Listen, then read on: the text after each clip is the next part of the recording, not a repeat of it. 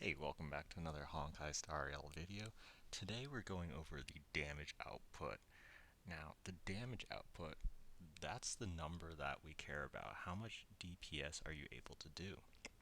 So we'll consider the factors that go into it and evaluate what is the things that we want to look for when we want to get the most damage output.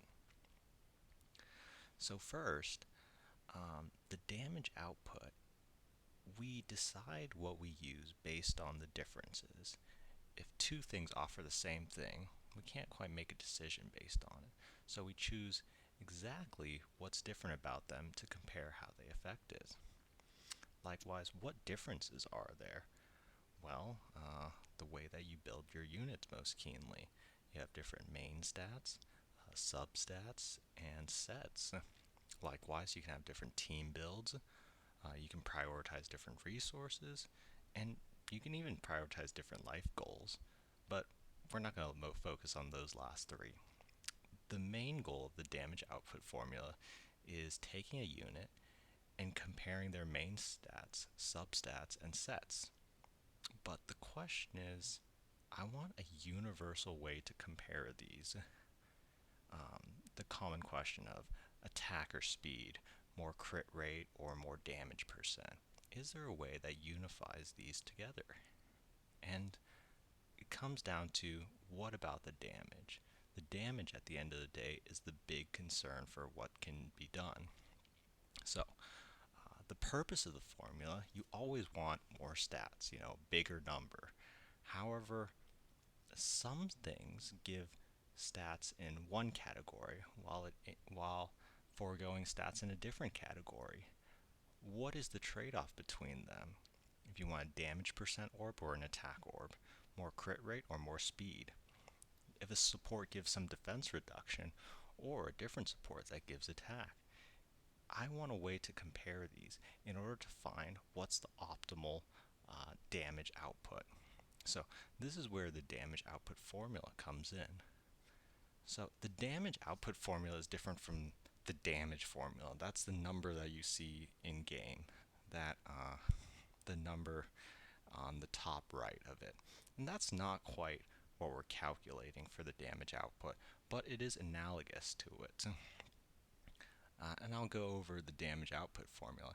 It is a product of 8 variables, A, B, C, D, E, R, S, T. I couldn't get them all in this alphabetical order, but as it goes, A is attack, B is your broken multiplier, C is your critical multiplier, D is the damage percent multiplier, E is the enemy defense multiplier. It's not a defense multiplier because D was taken. R is your resistance multiplier, S is your speed multiplier, and T is your damage taken multiplier. So it's a deviation from the standard variables in the damage percent form in the damage formula because I'm concerned with differences within within the unit's build.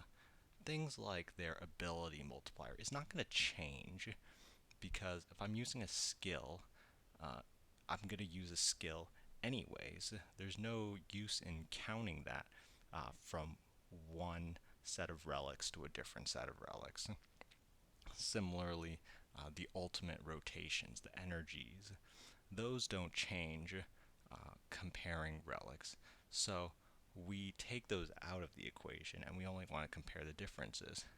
Secondly, I want to contribute to how quickly I can defeat the unit. So this one includes speed. The damage formula standardly does not include speed because it only counts on how much damage do you do per instance of time. Now, there can be some modifications to the formula. For example, countering units do not require speed. So you would modify this formula by taking that factor out. It doesn't contribute to how much damage they can output. DOT units aren't concerned with a crit multiplier, so you can remove it. And speed is less of a factor because it's more dependent on enemy terms. Units like Blade, who have HP scaling, don't concern themselves with attack, rather HP instead, so you would replace attack. But this is the general formula for most crit speed DPS builds.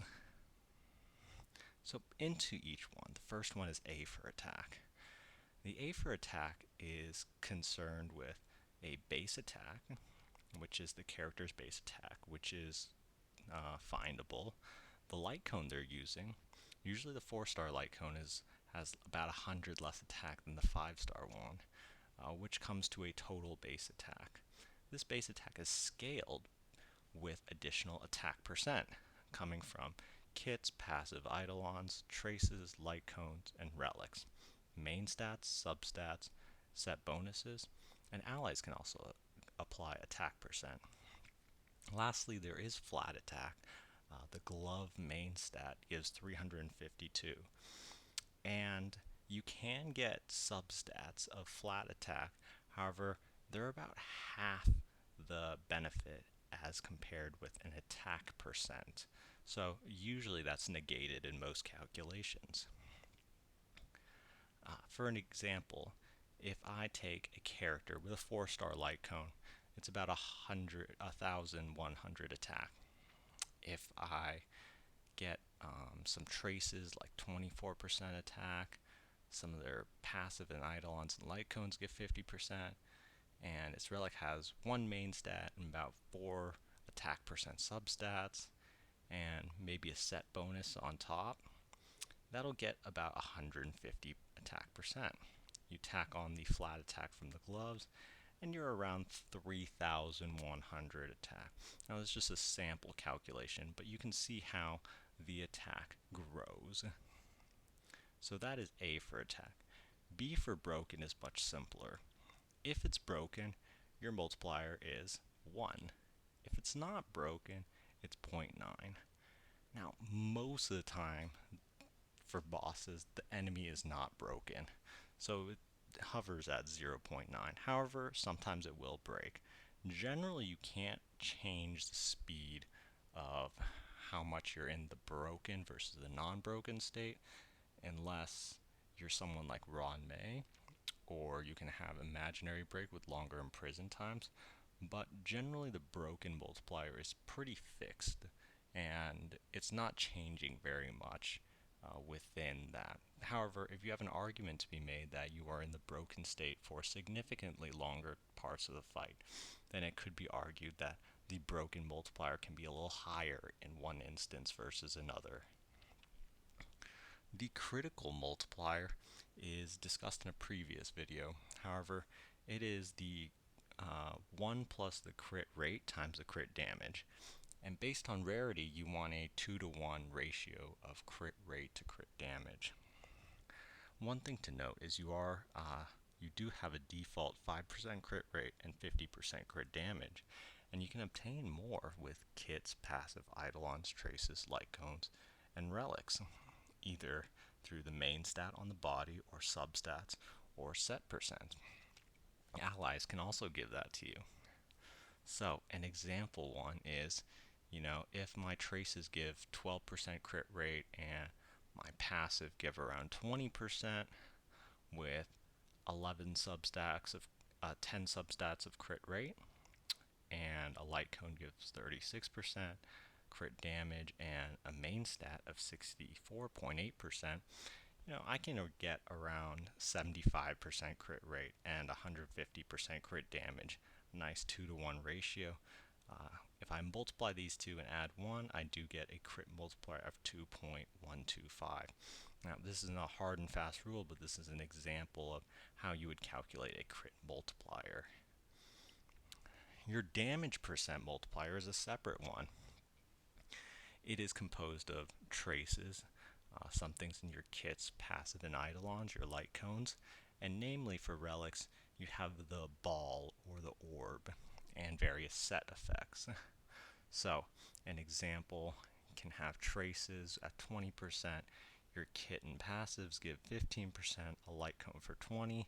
If you're using the correct ball and set effect, you can get about 100% damage increase, or a 2 times multiplier. So E for enemy defense multiplier. There's a previous video on defense reduction and what exactly goes into this, but defense reduction is intentional. It doesn't just happen. So usually parts of the kit or the light cone or other allies can apply the defense reduction. And the previous video will talk more into the multiplier, but it is a separate thing to be concerned about. The resistance multiplier is much more fixed. If they have the weakness, like the element hovering on top of their head, their multiplier is 1. If they don't have the weakness, it is 0.8. If they are resistant to that, usually that enemy is applying that type. So a fire enemy would be resistant to fire type attacks. It is 0.6. Well, this is not something that you can generally change. You're usually bringing the right element into the right enemy weakness. However, you can increase what is called the resistance penetration. So Silverwolf and Ron May can have all type resistance penetration, and Sela and Dan Heng can also apply their own resistance penetration. So it's very unique to the character, and most of the time you are sending it into the correct weakness typings. Speed is discussed in the previous video, and it scales with damage output for most traditional DPSs that do on hit. Counter examples to this is the DOT and the counter and the brakes, which would rely less on the speed parameter in general. But starting with an average base speed of 105, applying speed boots, which give 25, a messenger 2-piece and a musketeer 4-piece give about 6 speed stat, or 6% precisely, and each speed substat is about 2.3. So speed is not instrumental to all characters, so some may properly want to multiply by speed because they do depend on the frequency of attacks. But it really varies. Kafka wants the frequency because she can proc the dots, but someone like Clara does not need the frequency because she wants to wait on the counters, and her actions contribute far less to the damage output. Lastly, the taken damage is a much rarer multiplier, and you're going to see words like this takes this much percent more damage. The damage received is increased. If you don't see this, the multiplier is 1, and it's very unique to particular units, and some of the units will have their damage taken multipliers on top of conditions, like Black Swan and Sampo have the damage taken on DOTs only. Topaz damage taken is only on follow-ups, while some like Gwenifin, Welt, and Luca have damage taken on all types of attacks. So damage taken is much more particular to certain units. So with the variables in place, we have 8 variables.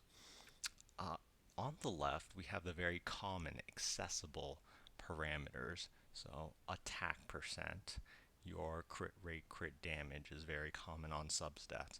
Your damage multiplier from orbs and light cones, and your speed substats as well is something you change a lot in Speed Tune 4.